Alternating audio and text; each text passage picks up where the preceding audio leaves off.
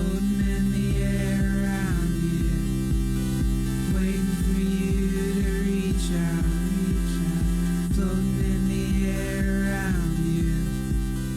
Estamos começando mais um podcast Catching Up. Eu sou o Mário. E eu sou o Davi. E hoje nós vamos dar mais algumas dicas pra quarentena. A gente vai fazer um esqueminha de dicas de streaming aí, de coisas recentes, pra gente esquecer um pouco do que tá acontecendo no mundo. Vai ter filme, Boa. vai ter série, vai ter stand-up e vai ter umas coisas velhas no meio também, por que não? Se você nunca ouviu esse podcast antes, aqui a gente geralmente escolhe um tema, e geralmente um tema que um sabe um pouquinho mais do que o outro, pro outro poder correr atrás e catch up. Mas hoje a gente vai fazer só um esquema de catch up de coisas recentes mesmo que estão passando por aí em streaming.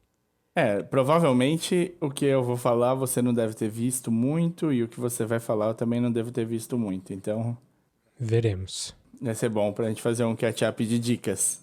Eu não sei sua lista, você não sabe a minha, mas vamos fazendo. Não. Só pra adiantar, assim, a gente tá no meio de uma quarentena, ela tá mexendo com as pessoas de maneiras diferentes. Tem gente que tá conseguindo aproveitar melhor o tempo e tá aí usando esse tempo pra aprender alguma coisa nova, pra fazer mais exercícios, pra cuidar melhor da saúde, da alimentação, ficar melhor com a família. E tem gente que tá surtando, tá cada vez se sentindo mais enclausurado e tudo mais. E todas as opções são válidas, tá todo mundo certo. Não tem jeito certo de fazer uma quarentena.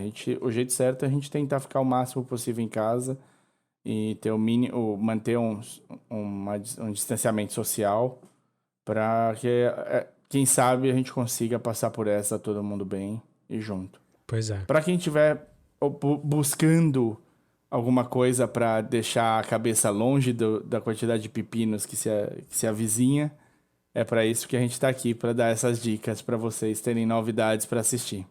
Pois é. Vou começar então. Manda ver.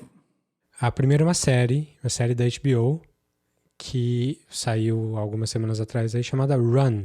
E é uma série criada pela Vicky Jones, que é parceira da Phoebe Waller-Bridge, do Fleabag, de uma ideia que as duas tiveram juntas.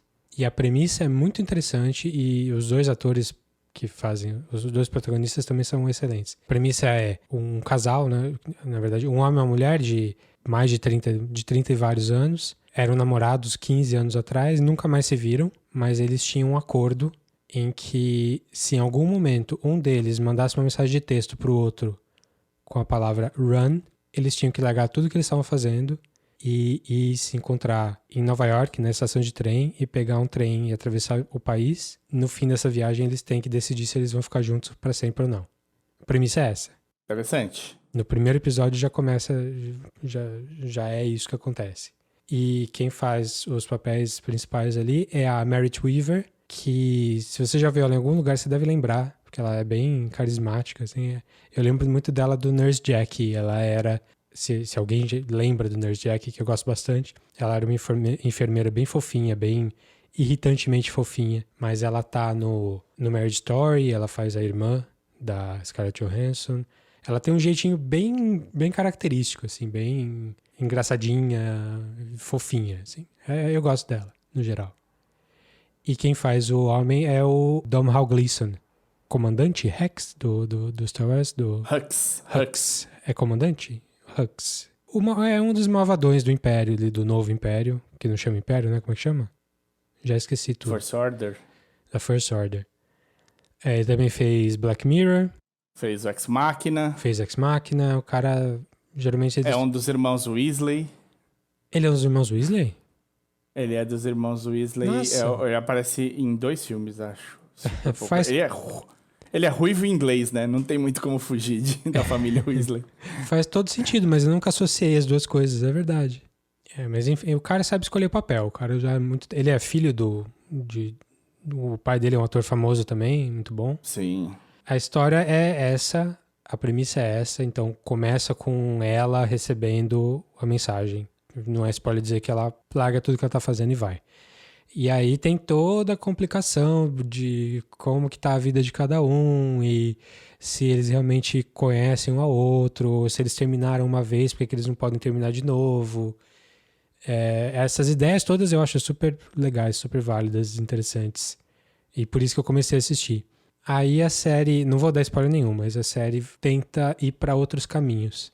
Ela fica um pouco mais um plot quase de mistério, assim, de ação. Interessante. E a Phoebe Waller-Bridge, além de atuar, ela participou da escrita? Eu falei que ela atua? Não falou, mas eu Não. vi. Ela tem uma participação como atriz na série, mas é bem pequena. E ela não escreve. Mas Olha. ela tá como uma das produtoras, então ela tá o crédito dela tá como ideia, se não me engano. E ela deve ter, enfim, trocado ideia com a Vicky Jones lá. Bastante. Mas ela Legal, hein? não tem texto dela que eu saiba. Mas no pouco que ela aparece é bom, é legal. É um personagem diferente. Essa menina tá com também mão de ouro, né? Pois é. Ela tá no alto agora. Mas então, a série são 7 episódios só. E não sei se vai ter uma segunda temporada. Acho que pode ser, mas não precisa. Mas ela meio que, no geral, ela dá uma decepcionada. Assim, pelo tudo que eu tenho visto, as pessoas não estão muito felizes com o resultado, não. A Yaskara mesmo, minha esposa, já não gostou. Depois do primeiro episódio, ela já começou a achar mais fraco. Olha só. E eu entendo, assim, realmente, ele podia ser muito melhor do que ele é, mas eu não me arrependo de ter visto, não. Foi divertido, assim. Algumas coisas um pouco forçadas demais, mas pra mim tá valendo. Gostei, recomendo, pelo menos pra dar uma olhada. Pelo menos a premissa. A premissa eu acho muito boa. Deve estar, então, no NetNow, né? Na HBO. Pela HBO, sim. E HBO Max, HBO Go aí, sei lá qual que é o... A gente tá gravando isso um dia antes do HBO Max ser lançado. Não vou poder falar do serviço ainda. Mas sim, o HBO Max vai ter mais coisas, né? Mais coisas da Warner que a gente só vai poder falar depois que lançar. Inclusive, né? O grande lançamento aí da Warner fez um rebuliço no mundo, o Snyder Cut. Ai. Não, a gente vai acabar falando disso em algum momento, então calma. Sim. 2021 a gente fala disso, que é quando vai sair, né? Eu não vi nem o Whedon Cut, quanto mais o Snyder Cut. Mas eu não sei se eu aguento tantas horas desse filme que eu já não tenho o menor interesse. Esse filme, a gente tá falando do filme da Liga da Justiça, ele passou por... Na época que saiu, todo mundo se rebelou pedindo o Snyder Cut. Todo mundo, vírgula, né? Aliás, essa é a questão. Quem, né? Quantos são? Foi aquele pessoal relativamente desagradável aí que faz barulho na internet. Começou a exigir o Snyder Cut como se ele existisse. Não existia. Vai existir agora. E agora vai existir porque a Warner quer ter um trunfo aí pra começar a HBO Max. Pra concorrer HBO Max. com a Warner. Eu confesso que eu tô muito animado com a HBO Max porque tem uma nova leva de Looney Tunes saindo. Mas tem bastante coisa boa também que a gente vai falar quando a gente souber. Quando a gente tiver acessado. Então vou aproveitar para falar de 3 especiais de stand-up. Falaria de 4, mas não vai ser possível. Porque o quarto acho que saiu hoje, que é o Douglas, né? O novo da Hannah Gadsby. Ah, eu tô louco pra ver. A Hannah Gadsby é do Nanette. Exato. De 2 anos atrás. Então não deu pra colocar o Douglas, mas já deixo aqui, olha, uma boa dica. Provavelmente vai ser o Douglas, pra vocês darem uma olhadinha. Tá complicado pra mim essa safra de stand-up. Eu vi o do Mark Maron, achei legal. Putz, Mark Maron, cara. Deixa eu fazer um parênteses e falar do Mark Maron. Pode falar, porque eu ia falar disso também. Cara, sei lá, 2 semanas atrás, no meio dessa pandemia aí, uma das notícias que apareceu foi da morte, não relacionada com a pandemia, uma morte muito abrupta de uma diretora de cinema independente, bem independente mesmo, chamada Lynn Shelton, que é daquele movimento mumblecore do meio dos anos 2000 ali, tipo, junto com os Irmãos Duplass. Um cinema bem independente mesmo, bem voltado, o cinema de Seattle, bem voltado para questões de família, de essencialismo, coisas mais pouco comerciais.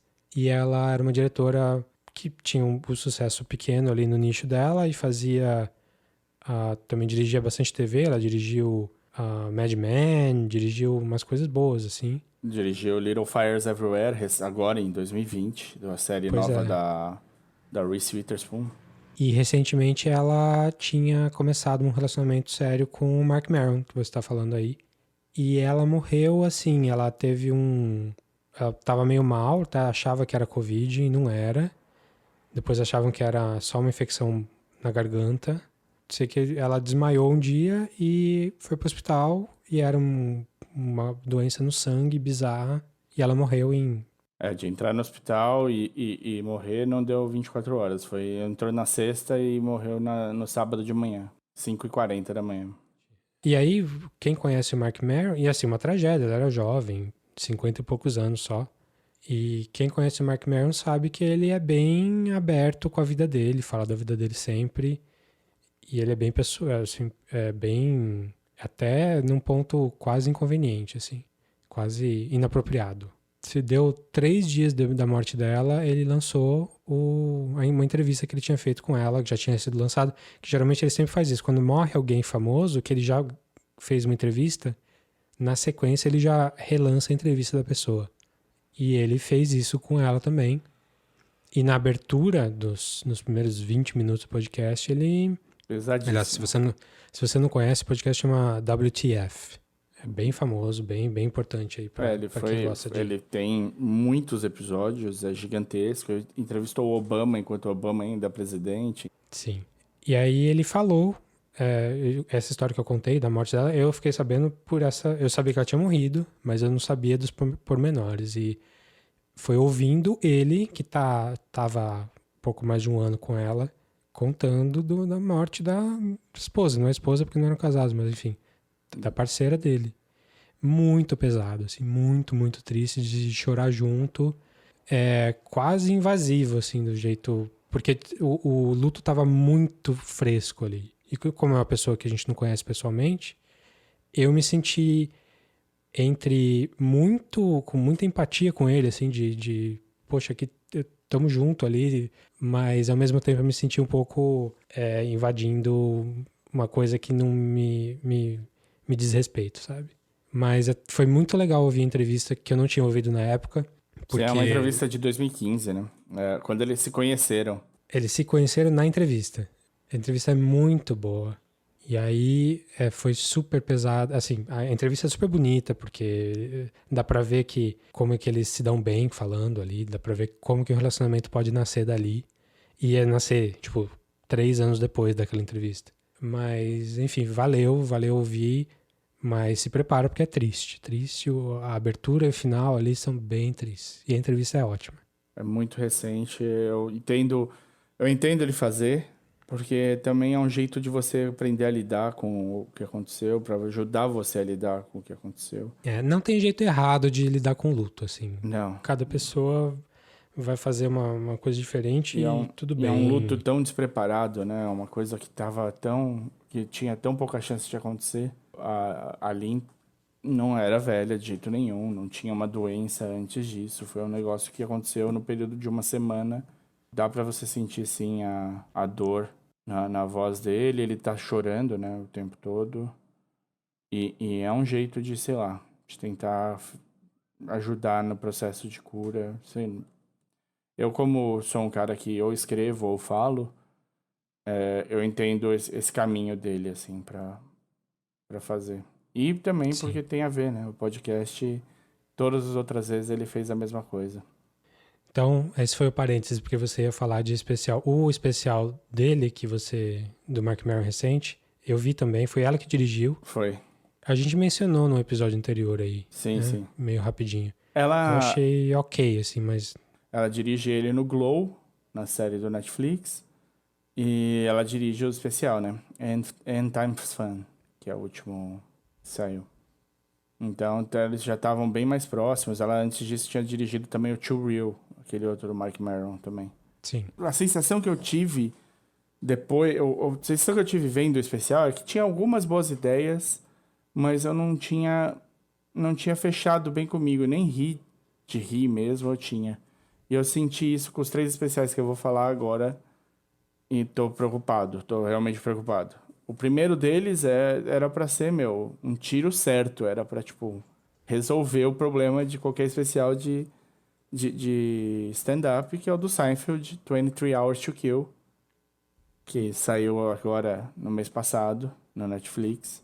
Primeiro especial dele, especial mesmo, que não era Material compilado de antigo, material antigo, desde que ele acabou a série em 98. E, Primeiro cara, gravado. o Seinfeld não é de errar, né? O cara, se ele falar, tipo, 3 frases com a entonação que ele usa, a gente ri, porra. É, eu concordo com você em alguns aspectos. Esse especial é o acumulado de coisas que ele. Da hora que ele tem apresentado na última década. Em 2013 eu assisti ele ao vivo e o material era bem parecido. Mais a metade do que ele falou nesse especial da Netflix eu tinha visto lá, de alguma forma ou de outra. Ele separa em metade observacional, de tipo, o celular é uma coisa tão estranha, ou não é estranho que a gente faça tal coisa, e é o que ele é conhecido por fazer. E a segunda metade era focado na vida dele. Na época ele estava casado há menos tempo, agora está casado há quase 20 anos. E como é que é a vida de casado para um cara que casou com quase 50 anos. Eu acho que ele é muito bom no delivery. Se ele não é o melhor atual, ele tá bem perto disso. Ele sabe muito bem controlar a plateia e mostrar que ele sabe o que ele tá fazendo ali o tempo todo. Tá todo mundo comendo na mão dele ali. Só que eu achei que boa parte desse especial não é pra 2020. Não, né? Ele é um cara de 60 e tantos anos, não aparenta, mas ele tem 60 e tantos anos, que tá com preocupações de um cara de 60 e tantos anos, assim, e não dá pra culpar ele, né? E que viveu Cara. numa época totalmente diferente do que a gente tá vivendo agora, né? Falam que é Boomer the Special, a crítica. Eu acho que faz sentido. Porque ele reclama de umas coisas que, tipo, você vai reclamar de celular, que a gente acha que, sei lá, que mandar mensagem de texto é um negócio muito estranho, ou então que é muito legal, porque ele incorporou um pouco o Larry David em ser ranzinza e antissocial. Era uma coisa que ele tinha, sempre teve, mas ele conforme ele tá ficando mais velho, tá ficando mais forte. Eu achei que. E aí, nesse especial, ele reforça isso bastante. Tudo é. Pessoas são ruins, todo mundo é ruim. O título 23 horas pra matar é porque você acorda e você só tem que passar um dia depois do outro. Então você tem que dar um jeito de gastar esse seu tempo, porque amanhã vai ser igual. Que é. Beleza, por uma piada é engraçado, mas sei lá. Eu senti que ele tá um pouco defasado demais, assim. Sim. Defasado em termos de do que ele tá trazendo pra hoje em dia na comédia. E assim, ele não precisa trazer nada de novo. Ele não é um cara de hoje. Ele era o maior stand-up da época dele. Teve a série de maior sucesso de todos os tempos de comédia. Ele não precisaria fazer mais nada se ele quisesse. Não precisa. Ele mesmo fala no especial, né? Que ele fala, eu não precisava estar aqui. Vocês sabem que eu não preciso estar aqui, mas eu gosto de fazer isso. Então, beleza. Mas E isso mesmo rendeu Comedians in alguns Cars, momentos cringy, né? sim, esse é o Mesmo problema. Comedians in Cars. Então. Você achou isso também, né? Achei alguns momentos bem cringe que você fala, e agora, né? Será que ele sai desse buraco que ele cavou? Será que não? Ou tem sequências ali que você fala, você tem, assim, Não eu já... precisava, né? não precisava. E aí, pra continuar nesse passo, eu assisti uma dupla que recém-lançada, que é o especial do Patton Oswalt, chama I Love Everything. E ele fez uma dupla, um double take ali. O do Patton Oswalt tem 66 minutos, né? 1h06. Eles pegaram um outro comediante chamado Bob Rubin. Você sabe quem é? Deixa eu te ouvir falar. Não sei. Então, eu também não sei, tive de caçar depois pra entender o cara. E o especial do cara chama Oddities and Rarities. Então, os dois estão ligados. Tá no mesmo. Tá como se fosse uma série, né? Tipo, 2 episódios. É um especial de 2 episódios. Ele fez isso pra dar um help pra um cara que ele disse que gosta muito. O Patton, cara, ele é um cara muito legal. Quem acompanha ele no Twitter sabe que ele tá do lado certo das coisas. É um cara com uma cabeça boa. Ele passou por uma situação parecida com a do Mark Maron, que foi devastadora. Sim. Ele perdeu também. Ele morreu. Perdeu a esposa. Ele fez um especial de stand-up maravilhoso depois da morte da esposa. Chama Annihilation. Desses que ficam aí marcados como os especiais fodas. pra você assistir de vez em quando bater uma saudade e tal. Então, tipo, eu fui assistir o I Love Everything com um puta de um feel good, assim. Uma vibe, tipo, cara, vai ser legal. E ele tem os momentos meio parecidos com Seinfeld aqui e ali. Ah, é? Ele não vai falar de política, porque ele já falou que tinha pra ser falado, todo mundo já sabe que tá cagado, que não tem... Que diferença faz, entendeu? Falar disso. Ele fala bastante da vida pessoal dele, ele tá num novo relacionamento. Tem umas partes fofinhas, especialmente quando ele fala de filha e tal. Mas... A filha dele é uma gracinha. Mas eu não senti aquela... o delivery é bom, você sabe que o cara sabe fazer, obviamente sabe fazer. Mas tem uns cringe, tem umas coisas que estão fora do momento também. Eu não sei exatamente como colocar o dedo em cima. Mas não foi nem metade do que eu esperava do especial, assim. A gente tem que lembrar que todos esses especiais foram gravados antes da pandemia, né? Sim, então e a pandemia mudou tanto a nossa vida que hoje se o cara fala, eu gosto de ir no cinema, você já fica, você vai no cinema? Não, tem que ficar em casa. E, cara, o cara gravou antes. Sim. Eu vi 20 minutos do especial, eu parei porque a Yaskara dormiu e eu quero continuar com ela depois. Eu gosto muito dele. Eu gosto também. O que eu vi, eu adorei. Eu daria um abraço apertado nele na rua. Mas Até onde eu vi, eu gostei bastante. Mas eu não sei, talvez eu tenha ido com a expectativa muito alta do Annihilation, dessa coisa de estar vindo de 2 especiais que não tinham exatamente acertado a mão, sabe? E falando, porra, agora eu vou ver um que vai, não tem erro, e aí talvez... Mas você me conta, depois você termina e conta pra gente se você gostou. Beleza. E o Bob Rubin é um cara da década de 90, drogadaço na década de 90, devia beber, cheirar, fazer tudo que ele podia fazer. Um cara conhecido por comediantes, mas ele não sei se ele não chegou aqui direito, não sei o que houve, e ele é estranho. Tipo, parece que ele tá limpo, que ele se retomou a vida, que ele tá voltando agora com força pra tentar. Mas ele é um cara estranho. Ele fala sem parar e faz quase livre associação nas coisas. Então, tipo, é difícil achar tempo pra respirar, assim, no que ele tá fazendo. Você entende o que ele tá fazendo, você entende um pouco da graça do estilo, mas 55 minutos desse cara é muito, assim. Bom saber. É um atropelo. Você é atropelado pelo jeito do cara. E é muito, tipo... chega quase a ser nonsense em alguns momentos das livres associações que ele faz, ligando um assunto no outro. E beleza, ele tá num clube que é histórico. Ele fez 1 milhão de apresentações nesse clube. E o clube tá pra fechar, então ele voltou pra fazer um especial. E o pessoal que tá lá sabe a vibe dele, assim. Dá pra ver que o pessoal tá acompanhando esse ritmo frenético dele, assim, tipo... Mas parece um pouco, tipo, alguém que surtou ali numa piscininha de drogas e começou a falar sem parar, assim. E, sei lá, funciona em alguns momentos, mas é um trabalho. É um trabalho assistir ali. Legal. 3 especiais falados. E agora uma fé, um sonho de que Douglas seja... O especial da Hannah seja tão bom... Vai ser. Tão bom quanto na net, não, mas que seja muito bom. Bom, quando esse episódio tiver saído, a gente já vai ter visto e já vai ter uma opinião formada. Então, no próximo Catching Up. Tá, eu também vou continuar no Netflix, então, e falar de uma série que provavelmente você também ouviu falar e achou muito estranha. Uma série de animação chamada The Midnight Gospel. Eu também não vi, mas deve ser estranho porque é do cara que fez o Hora de Aventura, né? Isso, é do Pendleton Ward. Na verdade, ele não é o principal criador ali. Ele tá junto com um cara chamado Duncan Trussell, que eu nunca tinha ouvido falar. Mas aparentemente ele tem uma fama relativa aí no mundo de podcast.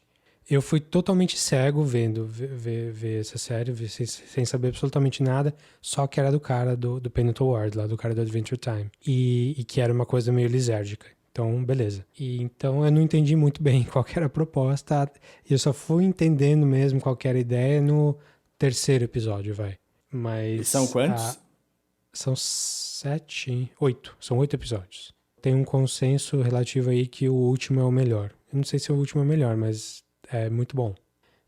Mas a ideia é o seguinte. Esse Duncan Trussell tem um podcast em que ele entrevista pessoas e geralmente o tema tem a ver com meditação.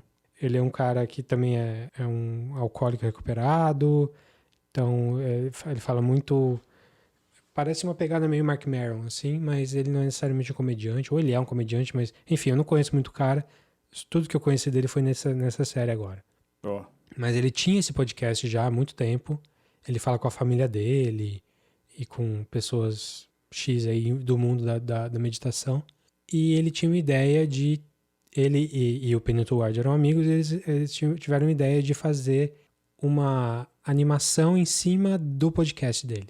E a ideia que saiu é uma coisa bem nonsense, é uma coisa em que a parte de animação quase não conversa nada com o áudio.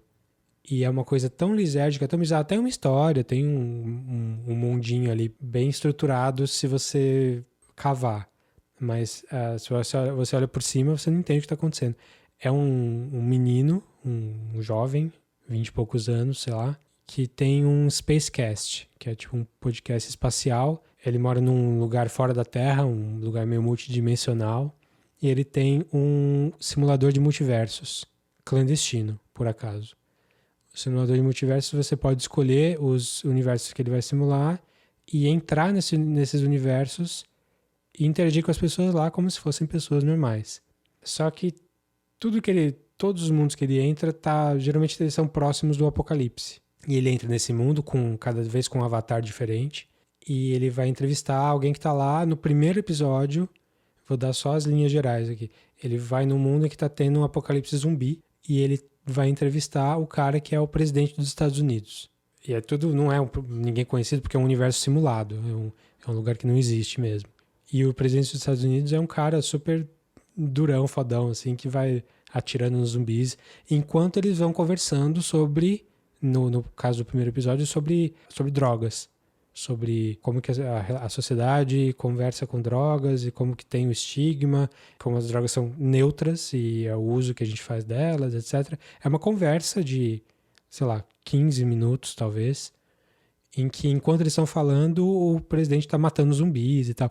E no áudio, você vê que tem áudio que não tem nada a ver mesmo e tem áudio que está preparado pro episódio da animação. Porque eles falam, pega aquela espingarda ali, por favor. Mas é bem, bem solto, assim, bem de vez em quando que acontece. Só no geral não tem muita ligação. Eles estão falando, a animação tá certinha, a boca tá certa, tá falando. Só que a situação que eles estão vivendo é diferente do que eles estão falando. Então, uma conversa colocada num contexto completamente diferente de acontecimento. Não é uma coisa... Não é como se você tivesse ligado um caleidoscópio e deixasse rolando. Não é isso. Tem uma historinha acontecendo ali. Só que são histórias que não são... Que são quase paralelas, assim. As coisas conversam mais pouco. E eu entendo... Eu também senti um pouco isso no começo. Eu entendo quem diz que... isso é demais. Isso aí é muita loucura, é muito bizarro... Parece que vale tudo nessa história. E realmente parece, porque quando você está falando de simulação, realmente vale qualquer coisa ali e parece que nada tem muita consequência. Mas conforme você vai assistindo, as coisas vão se amarrando um pouquinho, pelo menos em temas, e pelo menos em a ideia do porquê você está vendo aquilo. E você começa a ver até algumas ligações de por que está falando de uma coisa e está acontecendo uma coisa que aparentemente não tem nada a ver.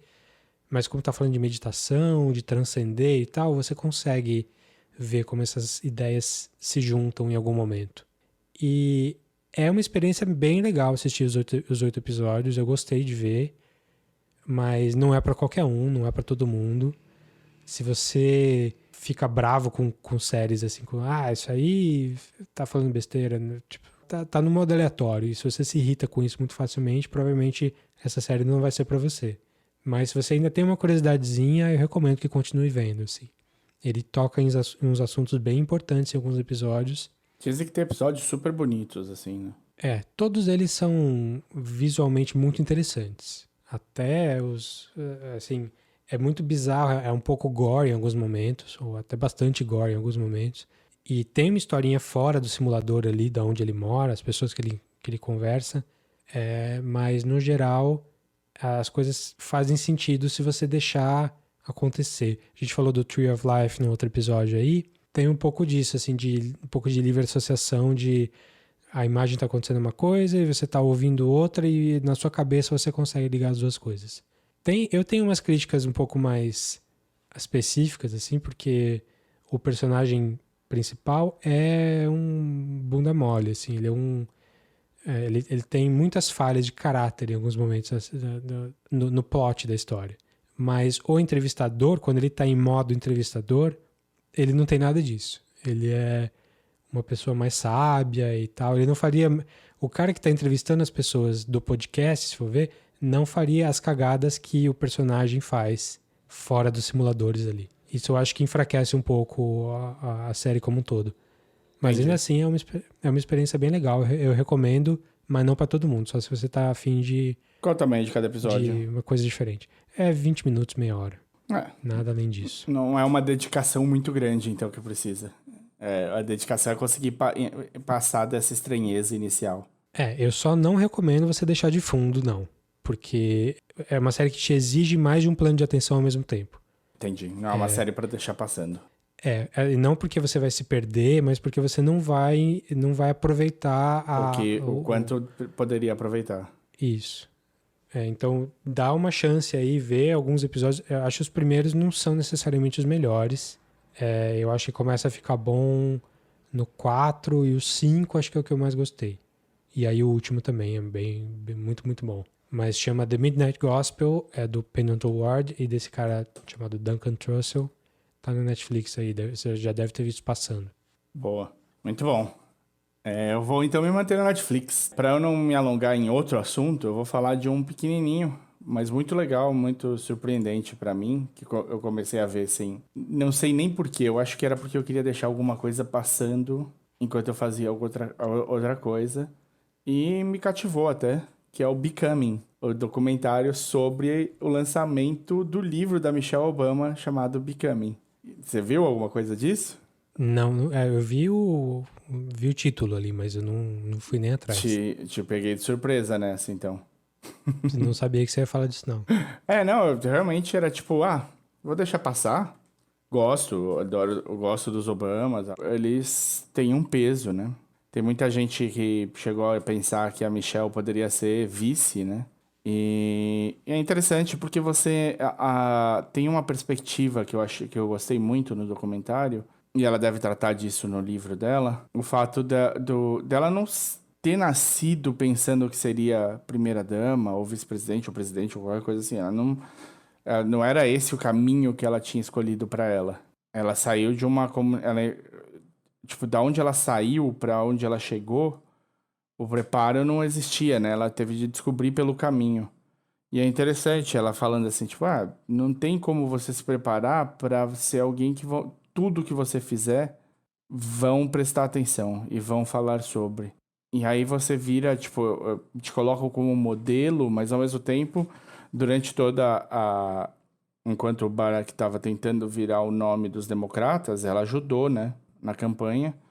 E foi destruída por jornais, por tudo, falando que ela era o lado malvado da campanha que estava ali acontecendo e tal. Então, esse por trás das coxias, assim, por trás dos panos, é que eu achei bem interessante dela poder se abrir um pouco e colocar... O formato é interessante, é tipo a turnê dela, de lançamento do livro, e em cada lugar ela vai num teatro para fazer um lançamento com uma entrevista. Então tem entrevistadoras diferentes para cada lugar que ela vai e cada pedacinho, cada um desses lugares eles cortam um pedacinho para colocar no negócio. Mas junto disso tem um pouco da vida dela, de como foi entre um evento e outro, né? E eu acho que assim, a parte de entrevista, legal, mas o entrevistador tá ali para jogar ela para cima mesmo, né? Tipo, tá lançando o livro dela, ela é quem é a estrela do negócio. Então, claro que o entrevistador não vai chegar com umas perguntas cabeludas, nem nada assim, ela vai ajudar só ela a contar pedaços do livro que eles acharem interessantes. Mas quando sai disso, eu sinto que ela desarma um pouco e fala um pouco mais, e aí você entende um pouco desse pano de fundo do que aconteceu durante esse período, assim, é interessante. Mais do que eu tava imaginando, né? Quando eu dei play era só pra deixar passando no fundo ali. Legal. E é um documentário? São episódios? Como é que é? É um documentário só, são 44 minutos. Não, mentira, tranquilo. 89 minutos. São 89 minutos, é 1h30. Certo. Então, o nome é Becoming, Acho que é do Netflix sobre- mesmo. E é sobre sobre o livro, o lançamento do livro sobre a vida e sobre o livro. Isso, Michelle da Obama. Michelle Obama. Tá. Eu vou falar de mais coisas do Netflix daqui a pouco, mas vou fazer uma pausinha aí pra falar uma coisa totalmente diferente. Opa, Um filme que não tá fácil em streaming, mas que eu assisti recentemente e que eu achei que vale a pena. Eu fui assistir por causa da pandemia. Não é o Contágio, não é o Epidemia, mas é um filme dos anos 90, tal qual Epidemia. Um filme de 95 chamado Safe. Um filme com a Julianne Moore, dirigido pelo Todd Haynes. Um dos primeiros filmes do Todd Haynes. legal. Que é um cara um diretor relativamente independente, o cara fez, acho que o filme mais famosinho dele foi Carol, com a Cate Blanchett. Mas é um cara interessante, assim. Esse filme Safe, dos que eu vi, foi o que eu mais gostei até agora. A ideia é que a Julianne Moore, o filme se passa no fim dos anos 80, apesar do filme ser dos anos 90. A Julianne Moore faz uma dona de casa rica, casada com um marido rico, e a dona de casa mesmo, ela só fica em casa e vai para aula de aeróbica, vai fazer compra, bem dondoca de Los Angeles, assim, e ela até se veste faz uns permanentes no cabelo como uma boneca, bem submissa, bem o clichê da mulher dona de casa que não faz nada, não tem nada na cabeça. Real Housewives. Só que o filme não é sobre isso. Ela é de longe a protagonista do filme. Todas as cenas têm ela. E ela começa a sentir um mal-estar, alguma coisa tá errada. Ela começa a ter uns problemas de saúde que ela não sabe o que é. E a jornada do filme é ela indo atrás dessa causa. E aí o filme vira um negócio assim, não é nada surreal, mas é um filme que atira para todos os lados. Ele joga, talvez possa ser uma coisa do ambiente, o meio ambiente, o ser humano está destruindo o meio ambiente e está aumentando os gases na atmosfera e esses gases trazem tal coisa. Ou talvez seja o campo eletromagnético das cidades e as luzes. Mas a questão é que ela começa a ficar paranoica, porque ela está sofrendo fisicamente e ela não sabe o que é e você também não sabe o que é. E o mais importante, você não sabe o que o filme quer de você, de espectador. Porque é um filme que ele serve, ele é muito aberto em tudo. Você sabe que ele está criticando alguma coisa, mas você não sabe exatamente o que. Tem gente que diz que é um paralelo com a epidemia de AIDS da época dos anos 80 ali. Tem gente que foca mais na ideia de problemas mentais, tem gente que foca mais na ideia de como que esses curandeiros New Age, assim, da época que hoje seria a galera dos coaches, conseguem manipular uma pessoa para fazer ela achar que ela tem uma coisa que ela não tem e tentar tirar proveito da pessoa dessa forma. Mas o filme ele vai jogando todas essas coisas e não responde nenhuma delas. Até o final. E o filme é meio cínico, assim, porque você sabe que ele tá falando mal, mas você nunca sabe se ele tá do lado da pessoa ou se ele tá só zoando a pessoa. Entendi. É bem, bem interessante. O final ele amarra de alguma maneira ou é livre interpretação? É meio livre interpretação. Entendi. Acontecem umas coisas mais bizarras pro final, mas já aviso que fica pra livre interpretação. É um filme meio polarizado. Como é que fala? Polarizador? Não. Filme polêmico. Polêmico. Eu gostei bastante. Eu não concordo com tudo que o filme apresenta, mas eu também acho que o filme não concorda com tudo que o filme apresenta. Polêmica no catching up, meu amigo. É isso.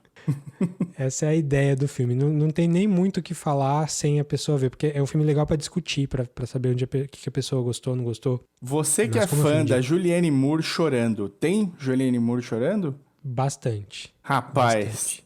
Você que é fã da Inclusive, Julianne esse Moore... foi um dos grandes papéis dela, cara. Foi o papel logo depois do Shortcuts, do Altman, que acho que foi o filme que lançou ela. Legal. O Shortcuts é de 93, esse é 95. E assim, anos 90, a Julianne Moore só tem coisa boa. Chef Kiss. Esse é um dos bons, um dos pontos altos. Todo mundo fala que ela segura o filme nas costas, assim, é bem por aí. Você baixou? Porque ela tá em todas as cenas do filme. Você assistiu no streaming do Torrent? Foi isso? Eu vi gente recomendando por conta da pandemia, mas não é necessariamente pandemia. Porque o filme não é sobre uma pandemia. Mas ela traz algumas ideias de isolamento e tal que faz lembrar um pouco nossa condição atual. E aí eu fui atrás e só achei pra baixar. Entendido. Mas Filme recomendo. Safe. Deve ter um DVD Safe de seguro. Ou Safe de cofre, ou, 95. 95, dirigido pelo Todd Haynes. Venha xingar Davi Donato se você não gostar, hein? Eu não conheço ninguém que assistiu, assim, que pelo menos que tenha me falado. Então, se você assistiu, entre em contato aí, se você tem opiniões sobre, que deve ser legal pra falar. Ele está empolgado para conversar sobre. O que mais? Então eu vou falar aqui de uma duplinha de séries que vai ligar com o que o Davi contou no episódio passado do Upload. O que é da Amazon Prime. Uma das séries é da Amazon Prime também. É uma historiazinha por episódio, né? É aquela história... Antologia. Uma antologia por episódio. Tales from the Loop. Eu queria saber se você manja como é que nasceu Tales from the Loop. Um pouquinho, porque no nosso grupo de RPG apareceu bastante a ideia. É um artista plástico, que fez uma série de pinturas de arte digital focadas num clima meio anos 80, meio... Não é bem apocalíptico, mas ele tem elementos de sci-fi. E é bem um anos 80 nostálgico, não é anos 80 Blade Runner. É uma coisa com crianças vivendo nos anos 80 num ambiente rural, no caso em Ohio, né? Uhum. Ele é sueco, mas ele ambientou as coisas assim. São pinturas muito bonitas, muito legais. E elas são tão chamativas assim que elas viraram uma... Base para um monte de coisa. Elas se desdobraram em um jogo de RPG e se desdobraram em essa série, expandindo esse universo ali para personagens e tal. E não só pinturas legais. É isso que eu sei. E eu vi o primeiro episódio. Eu gosto, assim, no Tales from the Loop, de cara, você dá play no Tales from the Loop, você entende que eles se levam a sério.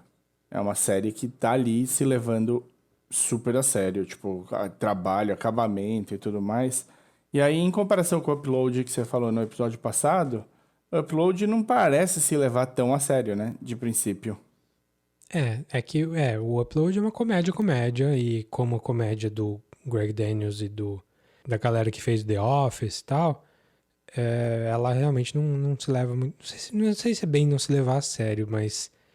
Ela não começa se levando, mas se você vê isso assim, no primeiro episódio, você já percebe que tem um chão fértil para desenvolver em coisas interessantes e perguntas interessantes, né? Eles deixam isso muito claro. Sim, e dá pra ver pelo elenco, eles chamaram o Mark Romanek, que é um puta diretor de videoclipes e tal, e de filmes também, filmes bons. E eu vi uma entrevista com ele falando sobre Tales from the Loop, é um bagulho sério mesmo, ele só dirigiu o primeiro. E aí o elenco tem uma galera super foda, né? Tem a Rebecca Hall. Sim. Não, mas eu tava falando, o que eu tava falando que eles deixam uma sementinha era no Upload. O Upload não leva... no Upload, desculpa. Não se leva a sério, aparentemente, né? Até porque o Robbie Amell, ele tem uma cara desses jovens divertidos que vão fazer uma coisa mais... Vai ser o chavequeiro do rolê e não sei o que lá. Mas você vê ali no Upload sementinhas de coisas interessantes que vão se tornar perguntas, né? Com o tempo.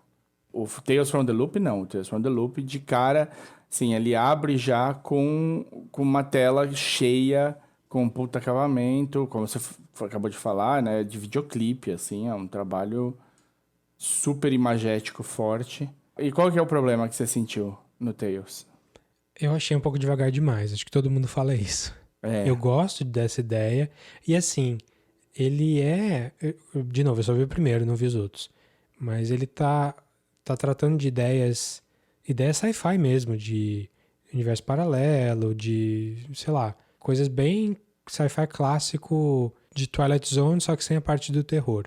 Sim. E eu acho legal, mas parece que tudo você já viu em algum lugar. É tão focado em nostalgia, a série assim, pelo menos os desenhos e tal, o material base, que até nos temas parece que ele não consegue ser muito original, assim, tendo visto só um e conhecendo os desenhos como no geral, assim. E eu achei lento. O De verdade, achei lento. o desenvolvimento é bem lento. Os episódios têm 55 minutos em média, vai? Tem uns que tem 53, tem outros que tem 57, mas a média é isso, 55. E é interessante que, tipo, a classificação de idade, né, etária ali, ela muda de episódio para episódio. Então não é pra, tipo, não dá pra todos serem vistos pela mesma criança, assim, aparentemente. Eu achei também o andamento um pouco lento. E eu acho que uma das coisas que são mais interessantes dessa ideia do Tales from the Loop, do loop em si, né? Ele não tem uma explicação clara direto, né, para isso, assim. Você meio que descobre no meio como é que funciona e que isso vai ser meio que a ligação para todas as histórias, né? Um multiverso. É basicamente então isso. assim, a ideia da série é uma cidadezinha no interior de Ohio ali, onde tem uma anomalia no lugar em que o governo construiu todo um aparato científico, burocrático, que eles chamam do loop. Uhum. E aí é isso que você falou, tipo, eles meio que usam isso como pretexto para expandir tudo quanto é tipo de ideia de sci-fi. Então tem multiverso, tem viagem no tempo, tem, sei lá, várias ideiazinhas assim que... E o loop acaba virando só um catalista para falar, um catalisador para falar desse tipo de coisa. De novo, eu não vi a série inteira, então não posso falar com muita propriedade aí. Sim. Você viu bastante, não? Eu vi 2 também. Gostou? Eu gostei. Na verdade, tá ali, tá na lista. É que agora eu tô... Eu não tinha visto o upload, né? Eu comecei a ver agora, então acabou me fisgando mais o upload, talvez até pelo ritmo. O que eu falei no outro episódio, o upload, eu fiz binge, assim como eu não fazia há muitos anos. De eu assistir 4 episódios no mesmo dia, assim, coisa que eu não tenho tempo pra isso. Mas eu fiz porque... E assim, não é porque é excelente, é legal, eu gostei, gosto e recomendo. E vai ficando melhor conforme vai passando. Mas ele tem um temperinho ali de binge muito fácil. É muito bom, né, nesse sentido. Você acabou o upload já? Não, ainda não. Eu comecei ontem. Eu acho que acabo amanhã e já acabei. Mas... Você viu quantos? 4. Mas é legal. Você recomenda também? Recomendo, então. Não, achei muito... De cara, assim, eu já entendi onde que as coisas poderiam ficar interessantes e o que teria... É que realmente o Rob Amell, ele tem essa coisa. Se você conseguir passar dos primeiros 10 minutos dessa coisa que quase é fake, né? Da cara dele e tudo mais, fica melhor. A série ganha muito. Porque é um cara muito bonito, muito galã, assim, galã vazio. Parece que o personagem dele vai ser um cara vazio. Sim. Mas conforme o episódio vai rolando, você vai vendo que ele tem um pouco mais do que... Ele não é um cara tão vazio, ele é um cara que é mais profundo do que ele parece. É bem mais profundo, é isso. O problema é a cara dele no início mesmo, né? Essa coisa. Depois que você passa disso, você entende o personagem também. Inclusive, E é de propósito, né? É pra você sentir isso de verdade. Sim. Não é... Os caras chamaram esse cara justamente por causa da cara dele. Sim. Mas eu gostei, eu achei bom. E a minha dica do Tales vem casadinha com uma outra série que me remete também à infância e que tá na Apple TV, que é o Amazing Stories. Eu adoro o original, adoro. Eu também, adoro o original, não consegui... Assim que eu vi que Stories tinha, eu falei, eu preciso assistir. Eu vi 2 também só, mas eu gostei, tá? Mas não é o do avião. O Amazing Story, se você não conhece, era a tentativa do Spielberg de fazer um Twilight Zone nos anos 80. Exatamente. Com o tempero do Spielberg. Exatamente. Então ele chamou toda a galera mais fodona dali daquela época, que era, tipo, amiga dele. Então tem Robert Zemeckis, tem o John Landis, tem um monte de gente que faz coisas tipo dele, e ele produziu todos os episódios. Ele dirigiu pelo menos um. Não lembro. Provavelmente. E teve 2 temporadas, e com episódios de meia hora e alguns episódios mais longos. E é uma série que me marcou muito na época mesmo, que eu lembro que passou no Brasil. Acho que a principal diferença entre o Amazing Stories e o Twilight Zone era o feeling que a série dava, né?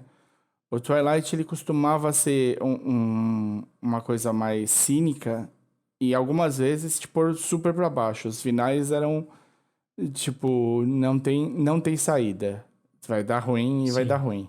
É um conto moral, né? O Amazing Stories não são contos morais. O Amazing são... Stories é Spielberg, né? Ele, mesmo quando é triste, é feliz. A coisa tem um lado positivo que você sai mais alegre Sim. do negócio. Eu vi os É dois. um Spielberg nos 80 mesmo, assim, bem concentrado Spielberg nos 80.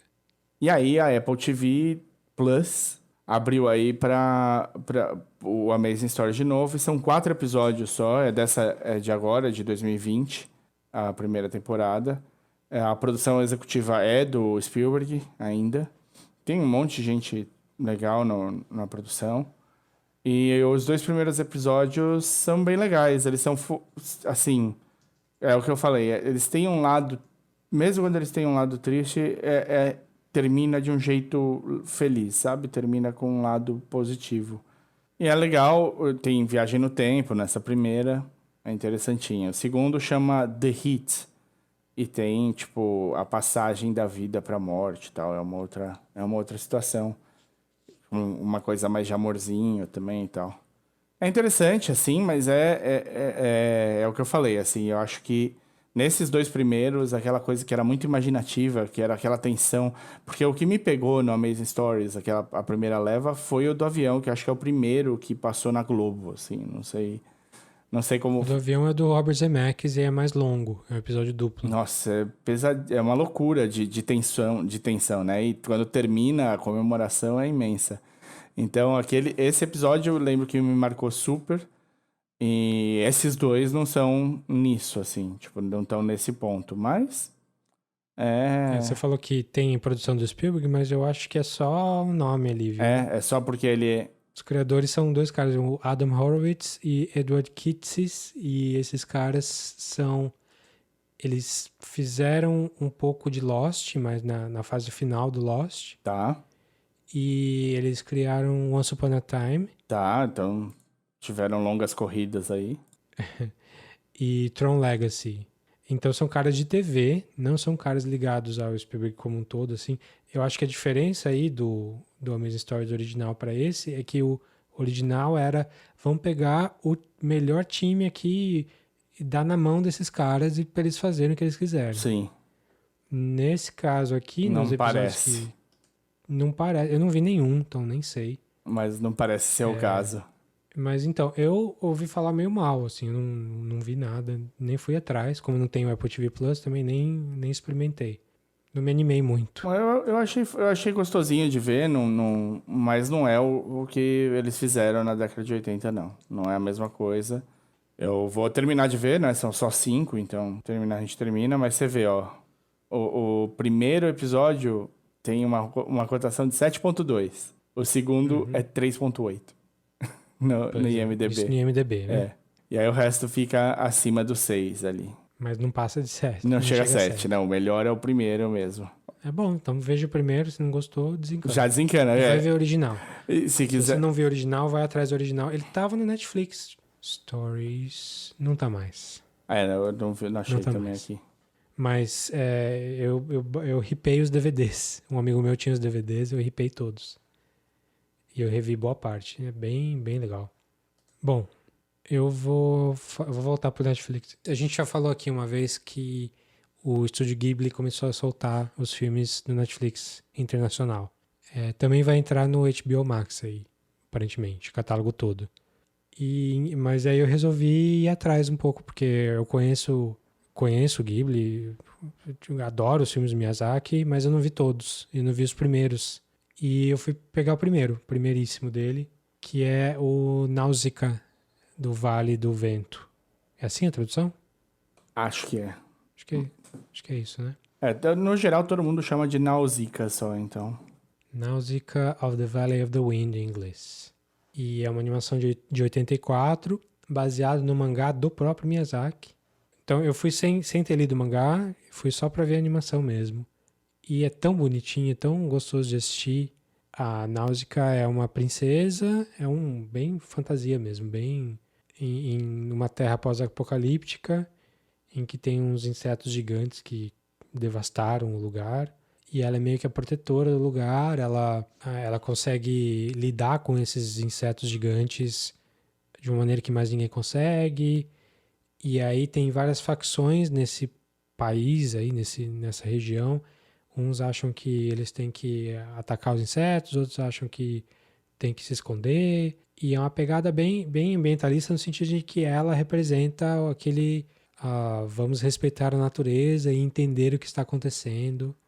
Parece que é baseado num conto de folclore japonês. E tem um pouco até de coisa da Odisseia. Ele mistura ficção científica com medieval, com umas histórias mais clássicas. E é bem bonito, muito bem feito. Dá pra ver a mão do Miyazaki mesmo, como o cara é perfeccionista ao extremo. E não é muito longo também, é bem gostoso de assistir, recomendo bastante. Você já viu? Você conhece o material pelo menos de nome? Conheço. Eu tenho memórias do Nausicaa, mas não lembro exatamente como é que era e tudo mais. Eu sei que Miyazaki dificilmente falha, então. Pois é. Lembra muito o Moebius, né? O francês lá. Sim. Na arte e tudo, na inventividade da coisa, que é sempre uma coisa de outro mundo, mas que tem um pé em coisas mais que a gente conhece. Mas recomendo demais, tá fácil de ver, tá no Netflix. Náusica do Vale do Vento. Náusica of the Valley of the Wind. Que nem a gente já falou em outro episódio, pode assistir sem dosagem o que tem no Netflix do Estúdio Ghibli. Pode ver feliz. Sim, eu vou ver se eu vejo a maioria ali dos que eu não vi. Acho que o próximo é o Porco Rosso. Boa. Bom, você tem mais algum aí? Tenho. Meu próximo, eu tenho mais dois, um bloquinho pequeno e esse que é sozinho. E aí eu fecharam minhas dicas. O meu próximo tá no Netflix também, não é do Netflix, mas aqui no Brasil tá no Netflix, que é o Last Dance. Um documentário sobre o último título do Chicago Bulls com o Michael Jordan.